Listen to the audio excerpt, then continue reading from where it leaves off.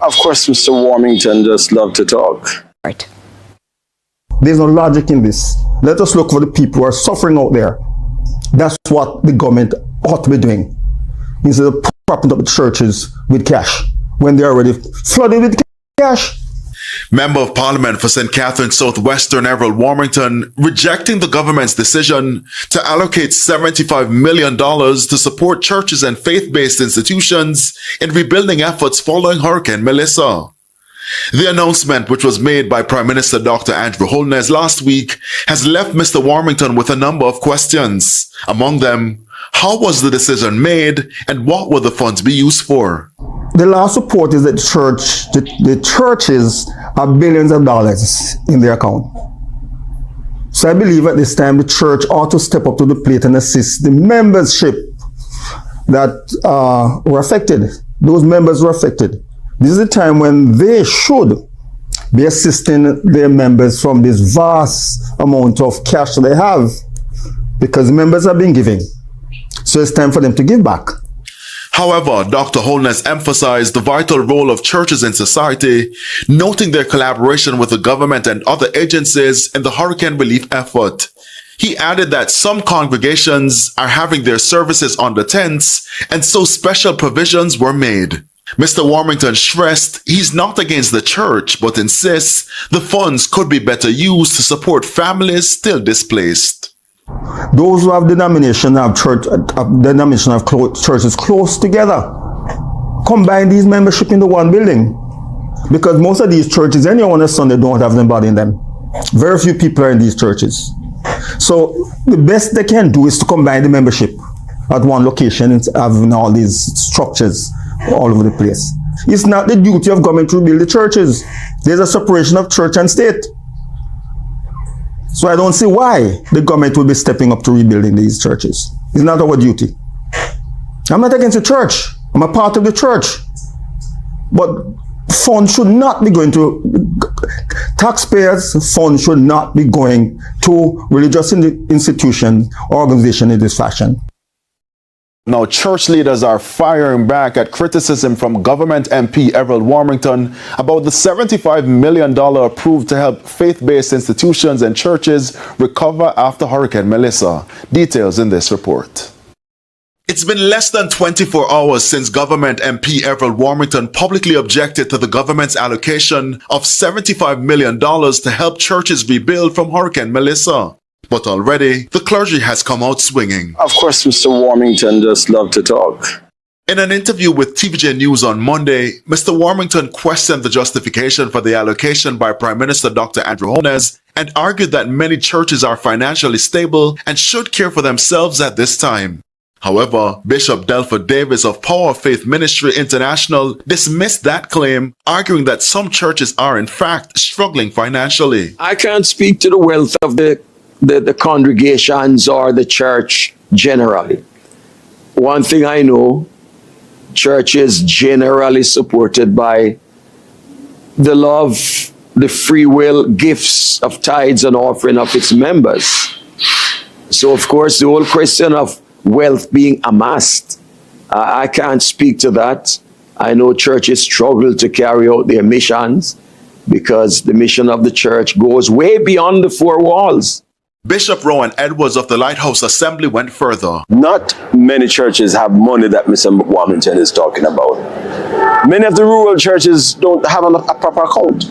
They don't have an account because the money that the church makes has to be given back to the people who attend the church. So they don't have the kind of money that Mr. Warmington is talking about.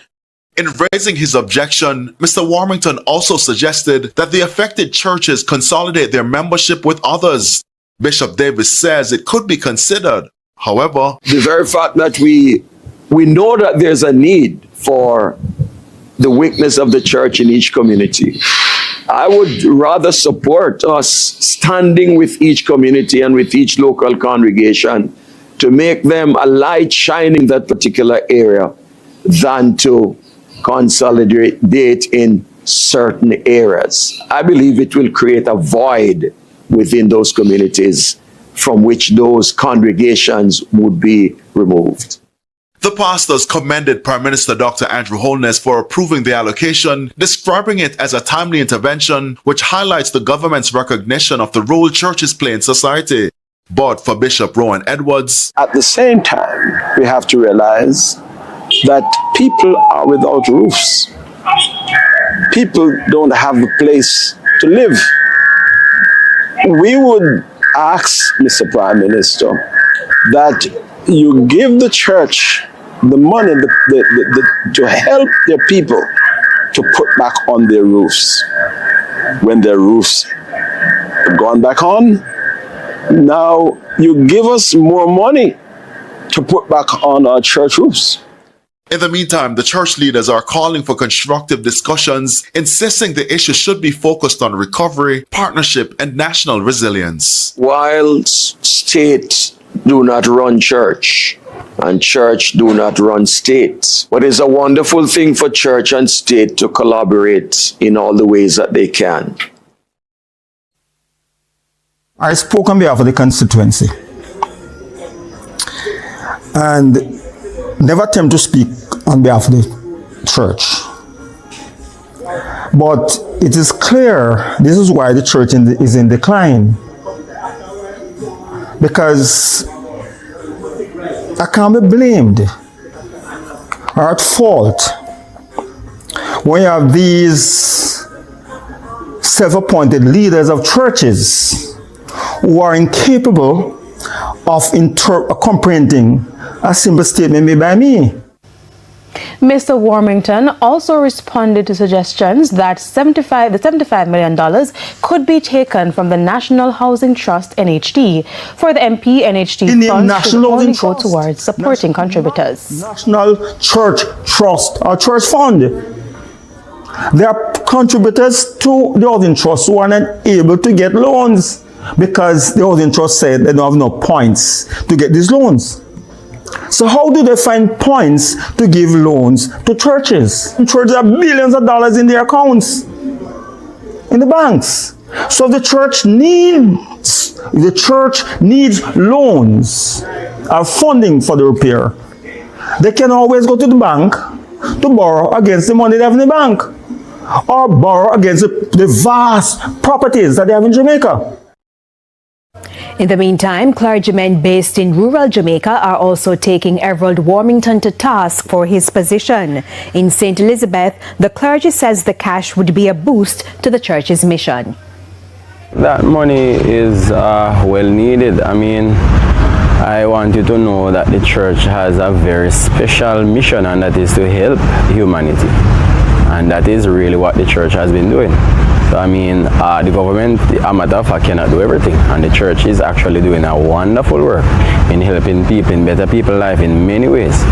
So if this time comes around where the church should really get a particular help, I don't see why the church shouldn't get any form of help from the government, if the government wants to give it. I think Mr. Warmington is misinformed or doesn't really understand the mission of the church. Because the mission of the church is really to help with the needs and the situation of mankind. Minister Parkins contends the church is among the institutions helping Jamaicans through the crisis. Therefore, it is not wrong for the state to assist.